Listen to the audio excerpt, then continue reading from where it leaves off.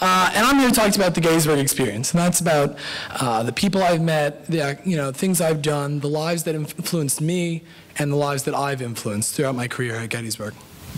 And my experience begins way back in high school, which isn't that long ago for many of you. And when I was starting my application to many schools, I took that essay that you guys all had to write, and I decided to make it really unique, and I wanted it to be individual and different from anything else. So I wrote my essay about the pointlessness of college essays. Yeah, it was about not being labeled as a number and, challenging these schools to bring me in for an interview if they really wanted to know who I truly was. Most schools rejected me, but hey, here I am, and that token of individuality continues to now and throughout my experience here, and so college is a great opportunity to recreate yourself, whether by choice or by the people around you. One of the first instances of my image being recreated was within 5 days of being here in Gettysburg. I was in the ER of Gettysburg Hospital. I had to go for emergency surgery on my foot and missed convocation. But the bright side was that I was in a wheelchair for 2 weeks following that, and I had long flowing locks resembling that of a biblical figure. And yeah, you guys know what I'm talking about. And so I was known as Cripple Jesus. So, but okay, and everyone knew me as Cripple Jesus. So many people met me through that. There's so much hospitality here that people offered to push me around and carry my stuff for me. And then 2 weeks later, when I rose out of my chair, my first miracle, people still were just like, wow, you can walk, and wow, you're tall. But it started a trend, being known and being an individual and people knowing who I was and me knowing so many people through that. So that was a jump start to my career. And so the individuality can extend through academic and non-academic activities. So academic-wise, myself, I said acoustics major, so that's something individualizing a major. So it's physics and music is the technical name. And, that's pretty individual. My senior thesis that I'm working on now, I'm building violins, and I think that's pretty cool to just be doing as a class. And even outside of individualized majors, my math major, I've done 2 publications and research and presented in San Francisco, and get to travel on the school's money to present this stuff. And so outside of academics even, one of my, I think, non-academic activities are actually particularly appealing because they allow you to apply what you know inside the classroom, outside the classroom.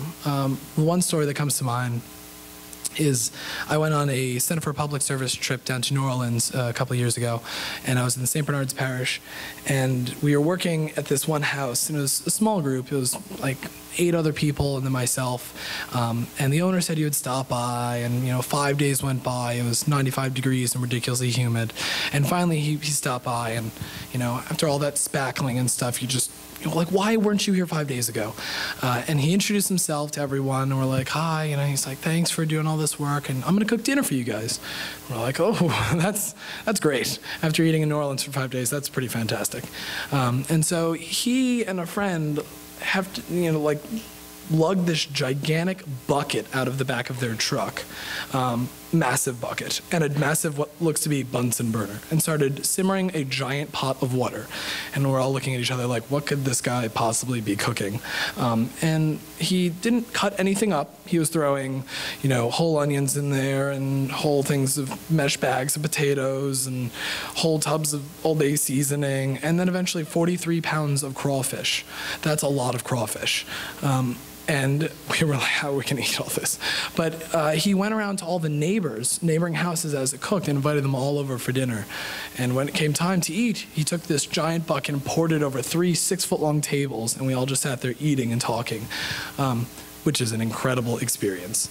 And so using food to bring people together is really just a quintessential object.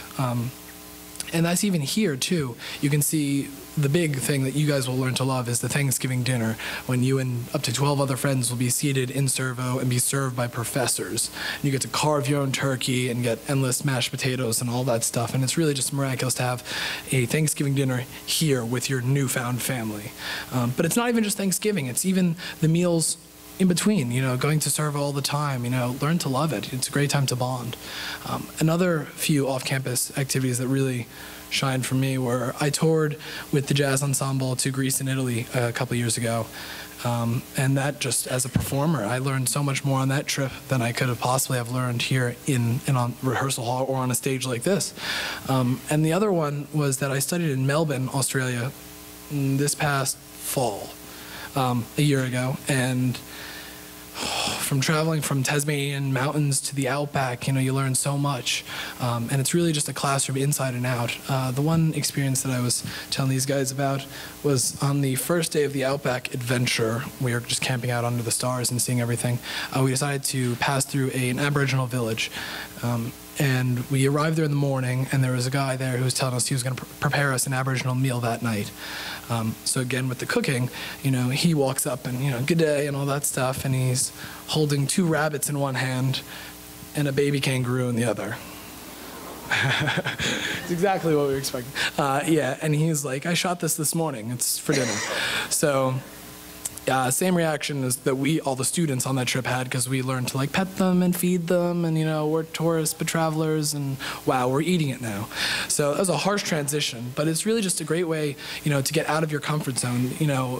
Studying abroad is obvious in that aspect of getting out of your comfort zone, but really you can do that even here, and it's all just a learning experience and trying to take what you learn outside the classroom or inside, and vice versa, and really just interchange everything. And really, just look around you. You're just an incredible bunch of diverse and brilliant individuals, and you've got a heck of a lot to learn, and you already know a heck of a lot, so share the wealth. And if you don't feel like family now, just wait till Thanksgiving, and then I assure you, you will feel like family.